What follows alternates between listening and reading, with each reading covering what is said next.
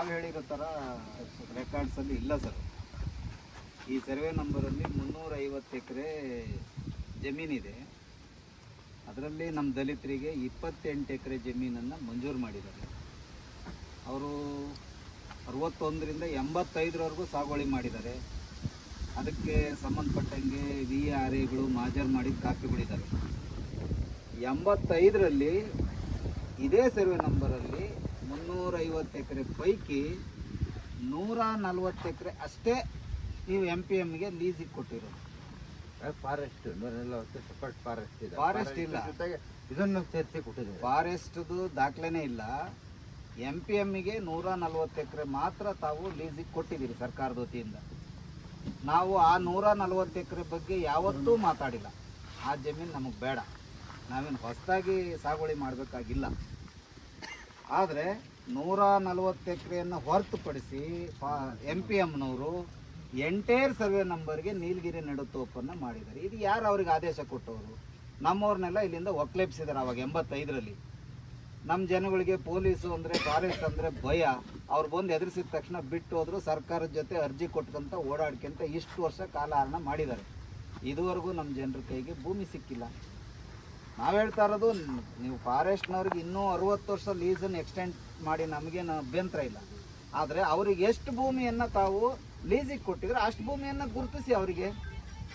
ನಮ್ಮವ್ರಿಗೆ ಏನು ಮಂಜೂರಾಗಿದೆ ಅದಲ್ಲದೆ ಇಲ್ಲಿ 1 ಎಕರೆ ಅರ್ಧ ಎಕರೆ ಖಾತೆ ಇರೋರು 20 ಎಕರೆ 15 ಎಕರೆ ಒತ್ತುವರಿ ಮಾಡಿ ತೋಟ ಮಾಡ್ಕೊಂಡಿದ್ದಾರೆ. ಅಂಥವ್ರಿಗೆ MPMನವರು ಹೆಂಗೆ ಅವಕಾಶ ಮಾಡಿಕೊಟ್ರು? ನಮ್ಮವ್ರನ್ನ ಇಲ್ಲಿಂದ ಓಡಿಸಿದ್ದ MPMನವರು ಫಾರೆಸ್ಟ್ನವರು. ಈಗ ಈ ಉದಾಹರಣೆಗೆ ಈ ಪಕ್ಕದ ತೋಟನೇ ಅವರಿಗೆ 1 ಎಕರೆನೇ ಆಯ್ತೋ 2 ಎಕರೆ ಆಯ್ತೋ ಗೊತ್ತಿಲ್ಲ ಖಾತೆ. ಆದರೆ ಅವ್ರ ಸ್ವಾಧೀನದಲ್ಲಿರೋದು 15 ಎಕರೆ ಇದೆ. ಇದೆಲ್ಲ ಹೆಂಗೆ ಸಾಧ್ಯ ಆಯ್ತು? ಶ್ರೀಮಂತರಿಗೆ ಬಲಾಢ್ಯರಿಗೆ ಮಾತ್ರ ಎಲ್ಲ ಅವಕಾಶಗಳು ಸಿಗ್ತವೆ.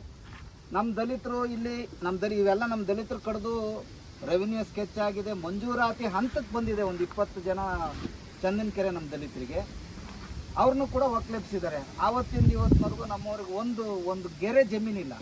ಇಲ್ಲಿ ಬೇರೆಯವ್ರ ಮನೇಲಿ ಜೀತ ಮಾಡ್ಕೊಂಡು ಕೂಲಿ ಮಾಡ್ಕೊಂಡೇ ಬದುಕಬೇಕಾಗಿದೆ, ಅವ್ರ ಜೀವನ ನಡೆಸ್ಬೇಕಾಗಿ. ಯಾಕೆ ದಲಿತರಿಗೆ ಭೂಮಿ ಹಕ್ಕನ್ನು ಹೊಂದುವ ಅಧಿಕಾರ ಇಲ್ವಾ? ನಿಮ್ಮ ಲ್ಯಾಂಡ್ ರೆವಿನ್ಯೂ ಆಕ್ಟ್ ಪ್ರಕಾರ ಯಾವುದೇ ಊರಿನ ಒಂದು ಸರ್ವೆ ನಂಬರಲ್ಲಿ 100 ಎಕರೆ ಜಮೀನಿದ್ದು ಅದನ್ನು ಮಂಜೂರು ಮಾಡಬೇಕಂದ್ರೆ SC STಗಳಿಗೆ ಇಷ್ಟು ಎಕರೆ ಜಮೀನನ್ನು ಮಂಜೂರು ಮಾಡಲೇಬೇಕು ಅಂತಿದೆ. ಆದರೆ ಸರ್ಕಾರಗಳು ಅಧಿಕಾರಿಗಳು ಯಾಕೆ ಅದನ್ನು ಇದುವರೆಗೂ ಪರಿಗಣಿಸ್ತಾ ಇಲ್ಲ? ಹಂಗಂದ್ರೆ ನಮ್ಮ ಜನ ಯಾವತ್ತೂ ಭೂಮಿಯನ್ನು ಹೊಂದಲೇಬಾರ್ದ, ವ್ಯವಸಾಯ ಮಾಡಿ ಬದುಕಲೇಬಾರ್ದ, ಬೇರೆಯವ್ರ ಮನೆ ಜೀತ ಮಾಡೇನೆ ಬದುಕಬೇಕಾ? ನಾವು ತಮ್ಮಲ್ಲಿ ಒತ್ತಾಯ ಮಾಡೋದೇನೆಂದರೆ, ಏನು ನಮ್ಮ ಜನ ಬಗರುಕ್ಕುಂ ಸಾಗುವಳಿ ಮಾಡಿ ರೆವಿನ್ಯೂ ಸ್ಕೆಚ್ ಆಗಿದೆ, ಮೀಟಿಂಗ್ ರೆಜುಲೇಷನ್ ಹಂತಕ್ಕೆ ಬಂದಿದೆ, ಬಗರುಕ್ಕುಂ ಕಮಿಟಿನ ಆ ಸಂದರ್ಭದಲ್ಲಿ ಪೆಂಡಿಂಗ್ ಇದೆ ಅಷ್ಟೇ. ಅವ್ರನ್ನ ಒಕ್ಲೆಬ್ಸಿ ಮೇಲ್ವರ್ಗದವರು ಬಲಾಢ್ಯರು ಅದನ್ನು ತೋಟ ಮಾಡ್ಕೊಂಡ್ರು. MPMನವ್ರು ಅವ್ರಿಗೆ ಹೆಂಗೆ ಅವಕಾಶ ಮಾಡಿಕೊಟ್ರು? ಮತ್ತೆ ನಾವು ಕೇಳ್ತಾ ಇರೋದು, ನಿಮ್ಮದು 350 ಎಕರೆನಲ್ಲಿ 140 ಎಕರೆ MPM ಲ್ಯಾಂಡ್ ಇರೋದು. ಆ 140 ಎಕರೆನ ಅವ್ರಿಗೆ ಗುರುತಿಸ್ಕೊಡಿ, ನೀವು ಜಂಟಿ ಸರ್ವೆ ಮಾಡಿಸಿ. ಇನ್ನು ಉಳಿಕೆ ಜಮೀನಲ್ಲಿ ಏನು ಮಂಜೂರಾಗಿದೆ ಅವ್ರದ್ದು ಭೂಮಿಯನ್ನು ಗುರುತಿಸ್ಕೊಡಿ. ಅವ್ರದ್ದು ಸ್ಕೆಚ್ ಇದೆ, ಎಲ್ಲಿ ಮಂಜೂರಾಗಿದೆ ಅನ್ನೋದಕ್ಕೆ ತಮ್ಮಲ್ಲೇ ಇದೆ ದಾಖಲೆಗಳು, ರೆವಿನ್ಯೂ ಸ್ಕೆಚ್ ಇರೋದು.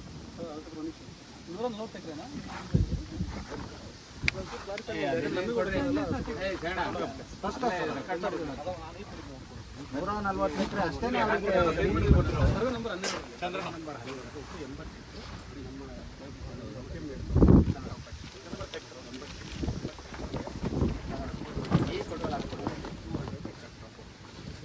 ನಾವು ಅದನ್ನು ಕೇಳ್ತಾ ಇಲ್ಲ ಸರ್. ಅವ್ರಿಗೇನು ಈಗ ಮಿಟೇಷನ್ನಲ್ಲಿ ಅವರ ದಾಖಲೆಗಳ ಪ್ರಕಾರ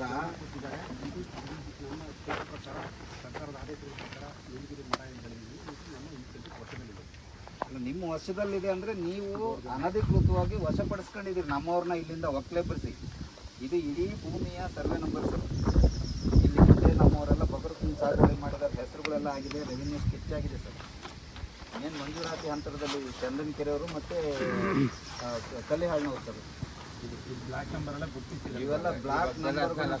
ಹೌದು, ಈ ಭಾಗದಲ್ಲಿ 14 ಜನ, ಇವರಿಗೆ 14 ಜನಕ್ಕೆ ಮಂಜೂರಾಗಿರೋ ಜಾಗ. ಈ ಭಾಗದಲ್ಲಿ 14 ಇಲ್ಲೇನೆ ಕೂಡ ಅವರು ಹಿಂದೆ ಒಂದ್ಸರಿ ಸರ್ವೆ ಮಾಡಿ ಬೌಂಡ್ರಿ ಫಿಕ್ಸ್ ಮಾಡಿದ್ರು. 2 ಸಾರಿ ಜಂಟಿ ಸರ್ವೆ ಆಗಿ ಬೌಂಡ್ರಿ ಫಿಕ್ಸ್ ಮಾಡಿದ್ದಾರೆ. ಆದ್ರೆ ಭೂಮಿನ ನಮ್ಮವ್ರ ವರ್ಷಕ್ಕೆ ಕೊಟ್ಟಿಲ್ಲ ಸರ್.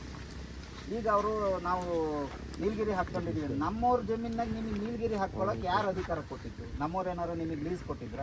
ಅಥವಾ ಸರ್ಕಾರ ಏನಾರು ಈ ಭೂಮಿನ ನಮ್ಮವ್ರದ್ದು ಕಿತ್ತು ನಿಮಗೆ ಏನಾರು ಲೀಸ್ ಕೊಟ್ಟಿದ್ದ? ಇಲ್ಲ. ಆಮೇಲೆ ಬಗರುಕುಂ ಸಾಗುವಳಿದಾರರು ಎಷ್ಟು ಜನ ಇದ್ದಾರೆ?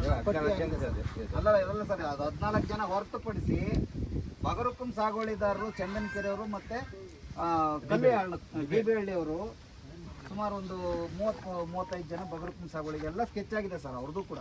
ಅವ್ರದ್ದು ಇನ್ನೇನು ಮಂಜೂರು ಆಗಬೇಕಾಗಿತ್ತು ಆವಾಗಲೇ 61ರಲ್ಲೇ, ಅವ್ರಿಗೆ ಆಗಿಲ್ಲ. ಆದರೆ ಇವರಿಗೆ MPMಗೆ ನೋಡಿ ನಮ್ಮವ್ರಿಗೆ ಕೊಟ್ಟ ಸಾಗುವಳಿ ಚೀಟಿಗಳಿದ್ದಾವೆ, ಅವ್ರ ಹೆಸರುಗಳು ಪಾಣೆ ಇದೆ. 31 ಲೀಟರ್ 30 ಗುಂಟೆ ಸಾಗುವಳಿ ಅಂತ ಕೊಟ್ಟಿದ್ದಾರೆ ನೋಡಿರಿ ಸರ್. ಎಷ್ಟು ಜನಕ್ಕೆ ಸಾಗುವಳಿ ಆಗಿದೆ? ಹಂಗಂದ್ರೆ ಈ ಭೂಮಿನಲ್ಲಿ ವಿತೌಟ್ ಸಾಗುವಳಿ ಎಷ್ಟು ಜನ ಇದ್ದಾರೆ ತಾವು ಸರ್ವೆ ಮಾಡಿ ಗುರುತಿಸಿ ಅವ್ರನ್ನ ತೆರವುಗೊಳಿಸಿ. ಹಂಗಂದ್ರೆ ನಿಮ್ಮ ಇದ್ರ ಪ್ರಕಾರ ಈಗ MPMನವರು ನಮ್ಮನ್ನ ಪ್ರಶ್ನೆ ಮಾಡ್ತಾರಲ್ಲ, ಅವರು ಬೇರೆಯವ್ರಿಗಾದ್ರೆ ಯಾಕೆ ಅವಕಾಶ ಮಾಡಿಕೊಟ್ರು? ಆಮೇಲೆ ಒಳಗೆ EC-ನಲ್ಲಿ ನಾವು ಪರಬಾರೆ ಅಥವಾ ಇನ್ನೊಂದೇನಾರು ಮಾಡಿದ್ರೆ EC-ನಲ್ಲಿ ಎಂಟ್ರಿ ಆಗಿರೋದು. ನಾವೇನು ಪರಬಾರೆ ಮಾಡಿಲ್ಲ ಅಥವಾ MPMನವ್ರಿಗೆ ನಾವೇನು ಲೀಸ್ ಕೊಟ್ಟಿಲ್ಲ. ಅವರು ಹೇಳಿದ್ದಾರೆ ನಮಗೆ ಯಾವುದೇ ನೀವು ರೈತರಿಂದ ನಾವು ಲೀಸ್